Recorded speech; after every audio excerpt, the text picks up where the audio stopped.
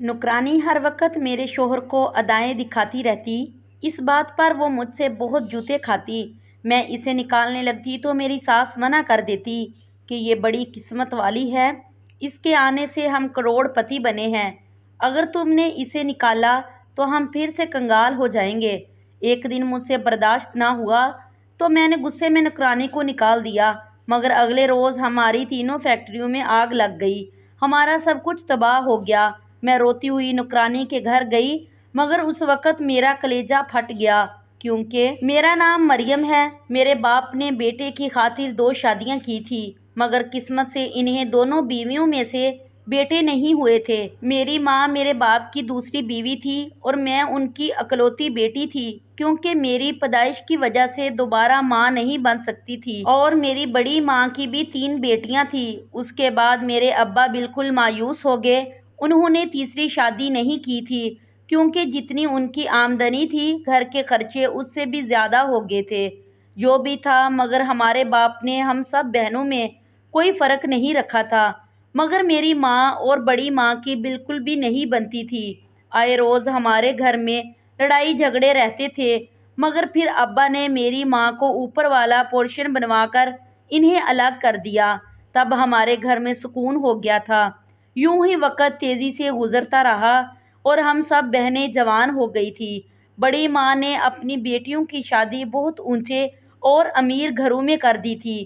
اب میری ماں بھی یہی چاہتی تھی کہ میری شادی بھی کسی امیر خاندان میں ہو جائے، اسی وجہ سے انہوں نے ایک رشتے کروانے والی کو منہ مانگی فیس دے کر اس کام کے لیے کہہ دیا تھا، اور پھر میری امی کی خواہش کے مطابق میرا رشتہ بھی آ گیا تھا۔ ہوا دراصل یوں کہ رشتے کروانے والی خالہ نے ایک رشتے کا بتایا جو بہت ہی امیر گھرانے سے آیا تھا۔ ان کو بس کم عمر کی خوبصورت اور مڈل کلاس گھر کی لڑکی چاہیے تھی، جو خوبصورت بھی ہو، اور یہ سب خوبیاں تو مفت میں میرے پاس موجود تھی۔ لڑکے کا نام نوید تھا اور وہ اکلوتا ہونے کی وجہ سے اپنے والد کے بزنس کا اکلوتا وارث بھی تھا۔ ان کے کپڑے کی 3 فیکٹریاں تھیں اور وہ بہت بڑے بنگلے میں رہتے تھے۔ نوید کے ابو کا کچھ سال پہلے انتقال ہو چکا تھا اور تب سے پورا بزنس نوید ہی سنبھال رہے تھے۔ بس ان کے گھر میں ان کی والدہ ہی تھی جو نوید کی شادی کے لیے لڑکی دیکھ رہی تھی۔ مجھے جب اماں نے نوید کے بارے میں بتایا اور تصویر دکھائی تو میں حیران رہ گئی کہ اتنی اچھی شکل و صورت والا اتنا امیر آدمی بھلا مجھ جیسی عام سی لڑکی سے کیوں شادی کرنا چاہے گا؟ مگر مجھے اس سے بھی زیادہ حیرت تب ہوئی جب رشتے والی خالہ نے اماں کو فون کر کے بتایا کہ لڑکے کی ماں کو مریم بہت پسند آئی ہے اور وہ باقاعدہ طور پر رشتہ پکا کرنے کے لیے آنا چاہتی ہیں۔ اماں کو اور کیا چاہیے تھا؟ اماں نے تو خود بھی اتنا زیادہ نہیں سوچا تھا کہ ان کی بیٹی کے لیے فیکٹریوں کے مالک کا رشتہ آئے گا۔ اماں نے فوراً ان کو کھانے پر ہی بلا لیا، مگر رشتے والی خالہ کے سامنے اماں نے ایک شرط رکھ دی۔ اماں نے کہا کہ مجھے لڑکے کی عمر پر کوئی اعتراض نہیں ہوگا اور نہ ہی اس بات پر کہ اس کی فیملی کتنی بڑی ہے یا وہ شکل و صورت میں کیسا ہے، مجھے سب قبول ہے، مگر میری شرط یہ ہے کہ لڑکا پہلے سے شادی شدہ نہیں ہونا چاہیے اور نہ وہ میری بیٹی کے بعد دوسری شادی کرے گا، چاہے اولاد ہو یا نہ ہو۔ اگر یہ شرط منظور ہے تو لڑکے والوں کو ہمیں لکھ کر دینا ہوگا کہ وہ دوسری شادی نہیں کرے گا۔ اماں کی یہ بات مجھے بہت پسند آئی تھی۔ ظاہر ہے کہ اماں ایک سوکن کے ساتھ زندگی گزار رہی تھی اور وہ کیسے برداشت کر سکتی تھی کہ ان کی بیٹی بھی اسی طرح سے زندگی گزارے، اس لیے اماں کی یہ شرط بالکل ٹھیک تھی۔ رشتے کروانے والی خالہ نے اماں کو یقین دلایا کہ نوید کی ماں نوید کی دوسری شادی نہیں کروائے گی اور انہیں ہماری ہر شرط قبول ہے۔ اماں یہ سن کر بہت خوش ہو گئی تھی۔ پھر 1 ہفتے بعد وہ لوگ ہمارے گھر آئے۔ ابا نے اس معاملے میں خاموشی اختیار کر رکھی تھی۔ جیسے اماں کہتی گئی ابا ہاں میں ہاں ملاتے گئے اور اس طرح میری منگنی نوید سے ہو گئی۔ منگنی پر میری ساس نے اتنے تحفے تحائف دیے کہ سب بہت خوش تھے۔ میری ساس نے تو میری ستیلی ماں کو بھی جوڑے دیے اور میری اماں کے لیے سونے کے کنگن منگوائے تھے۔ اماں کا سر اب فخر سے بلند ہو گیا تھا اور ابا بے فکر مند نہیں تھے، کیونکہ میری ساس نے جہیز کے نام پر ایک سوئی تک لینے سے صاف انکار کر دیا تھا، بلکہ انہوں نے شادی کی ساری شاپنگ مجھے ساتھ لے کر کی تھی۔ جب میں اپنی ساس کے ساتھ بازار جاتی تو میں نوید سے کئی بار ملی تھی، مگر کبھی بات کرنے کا اتفاق نہیں ہوا تھا۔ وہ مجھ سے عمر میں تقریباً 10 سال بڑے تھے اور بہت کم گو تھے۔ میں نے نوٹ کیا کہ نوید اپنی ماں کے بہت زیادہ فرما بردار تھے، ہر کام اماں سے پوچھ کر کرتے، اور اگر وہ کوئی چیز نوید کو دکھاتی تو کہہ دیتے کہ جیسے آپ کو اچھا لگے۔ میں نوید کے اس رویے سے پریشان ہو جاتی تھی۔ میں نے یہ بات اماں کو کہی تو اماں نے مجھے سمجھایا کہ اتنے بڑے بزنس کو چلانے والا ماں کے کہنے کو شاپنگ پر جاتا ہے تو اسے ٹینشن ہوتی ہوگی، بھلا اسے کیا پتہ ہوگا کہ عورتوں کی شاپنگ میں کیا رائے دینی ہے اور کیا نہیں۔ اماں کی بات پر مجھے کوئی تسلی تو ہو گئی، پر ایسے ہی شادی کی تیاریاں مکمل ہوئی تو شادی کا دن بھی آ گیا۔ ہر کسی نے میری اور نوید کی جوڑی کی تعریف کی تھی، مگر سب حیران بھی تھے کہ میرے لیے اتنے امیر بندے کا رشتہ کیسے آ گیا۔ جب میں رخصت ہو کر اپنے سسرال پہنچی تو عالی شان بنگلہ دیکھ کر حیران رہ گئی، اور دل ہی دل میں بڑی خوش ہو رہی تھی کہ مجھے ایسا گھر اور شوہر ملا جس پر دنیا رشک کرتی ہے۔ نوید بہت اچھے تھے، مگر اپنے کام سے کام رکھنے والے بہت کم گو انسان تھے۔ نہ زیادہ بات کرتے نہ زیادہ ہنستے تھے، بس تھوڑا سا مسکرا دیتے اور ہاں ہوں میں سر ہلا دیا کرتے تھے۔ 3-4 دن میں مجھے اندازہ ہو گیا تھا کہ وہ کیسی نیچر کے مالک ہیں۔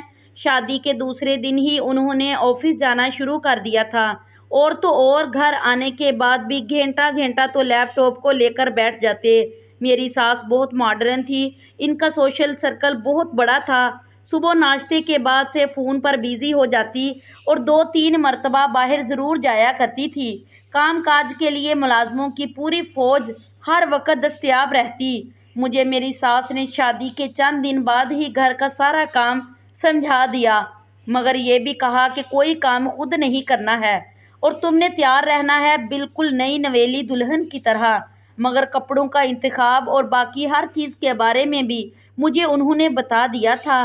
میں ویسے ہی کچھ سہمی ہوئی تھی، اس لیے ان کی ہر بات توجہ سے سنتی اور جیسے وہ کہتی میں ویسے ہی کرتی تھی۔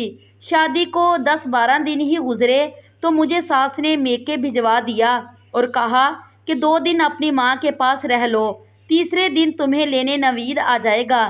میں اچانک میکے جانے کی بات پر کچھ حیران ہوئی تھی، مگر ساس کا حکم کیسے ٹال سکتی تھی۔ میں اماں کے گھر چلی گئی۔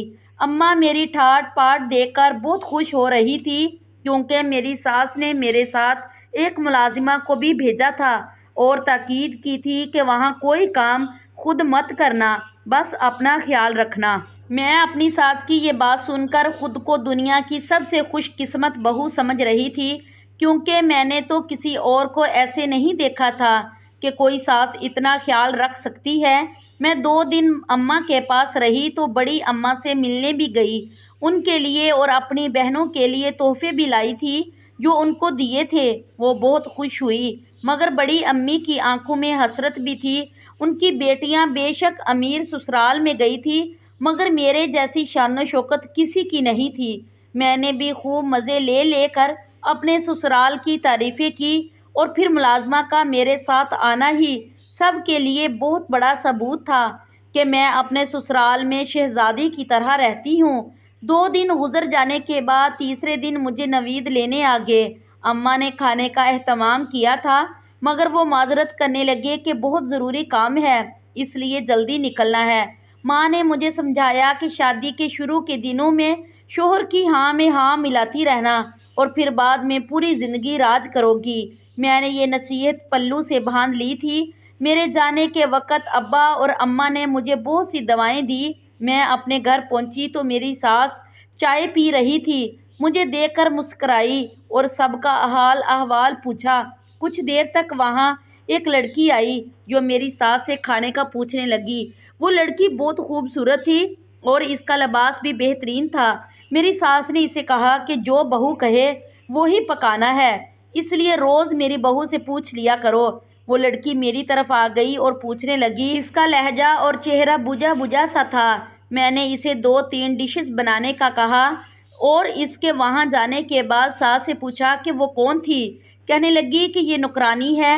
میں حیران ہوئی کہ اتنی جوان اور خوبصورت ملازمہ رکھنے کی بھلا کیا ضرورت تھی، اور اس کا لباس بھی بہت اچھا تھا، لگتا نہیں تھا کہ وہ ملازمہ ہے۔ میری ساس مجھے دیکھتے ہوئے کہنے لگی کہ وہ پہلے سے یہاں سے ہے، لیکن کچھ دن کے لیے چھٹی پر گئی ہوئی تھی، اور وہ تمام ملازمین کو اپنی نگرانی میں کام کرواتی ہے۔ یہی اس کی ڈیوٹی ہے۔ اس کے علاوہ وہ میرے کمرے اور چیزوں کی بھی دیکھ بھال کرتی ہے۔ میں اپنی ساس کی باتیں توجہ سے سن رہی تھی اور سمجھ رہی تھی۔ اس لڑکی کا نام مہرین تھا، اور وہ عمر میں مجھ سے 4 سال بڑی ہی لگتی تھی۔ مہرین کسی سے بات نہیں کرتی تھی، بس اپنے کام سے کام رکھتی۔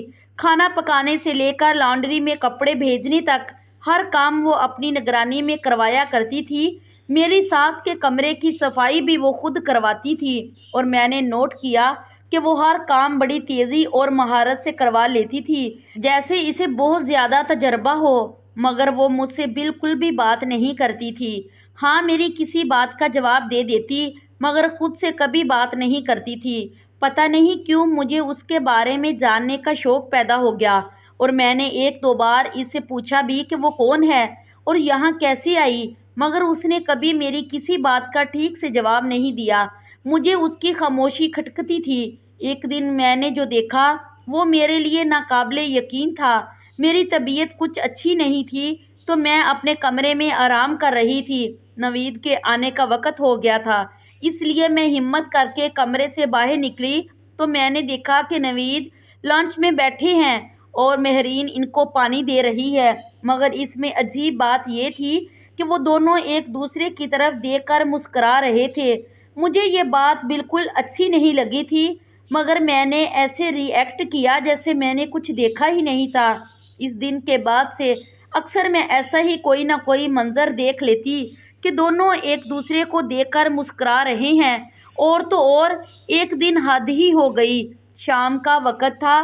جب میں باہر لان میں جانے کے لیے نکلی تو میں نے دیکھا کہ مہرین نے میک اپ کیا ہوا ہے اور اپنے کمرے کی کھڑکی میں کھڑی ہے۔ سامنے لان میں نوید بیٹھے اسے دیکھ رہے ہیں اور مسکرا رہے ہیں۔ مہرین نے کچھ اشارہ بھی کیا تھا۔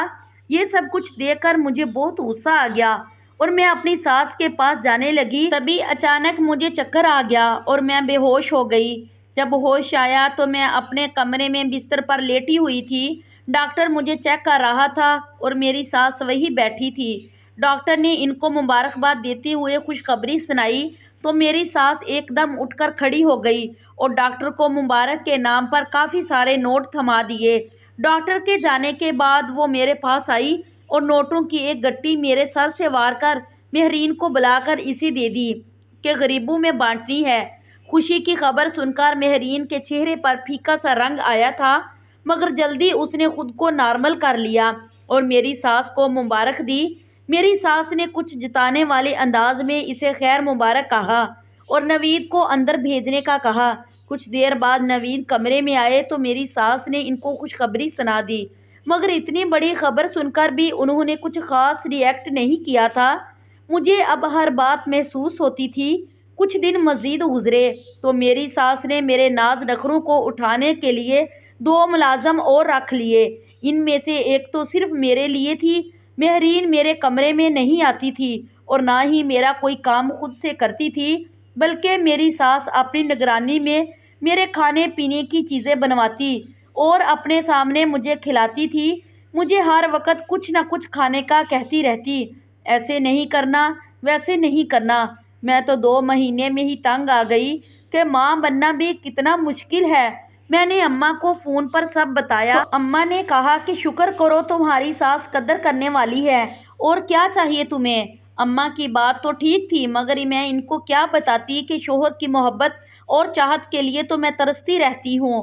میں بھی چاہتی ہوں کہ نوید میرے ناز نخرے اٹھائے، مجھے اپنے ہاتھ سے کھانا کھلائے اور میری کیئر کرے، مگر وہ تو ایسے تھے جیسے کچھ ہوا ہی نہ ہو، بس اپنے کام سے کام رکھتے۔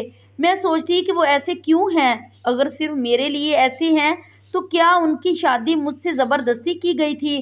ایسے ہی وقت گزرتا گیا اور وہ دن آ گیا جب میں نے ایک بہت ہی پیاری سی بیٹی کو جنم دیا۔ نوید کو اس دن بہت خوش دیکھا تھا میں نے، مگر میری ساس کو زیادہ خوش نہیں تھی۔ ایسا نہیں تھا کہ پوتی کی پیدائش پر ان کو اعتراض تھا، مگر بس وہ پوتا چاہتی تھی۔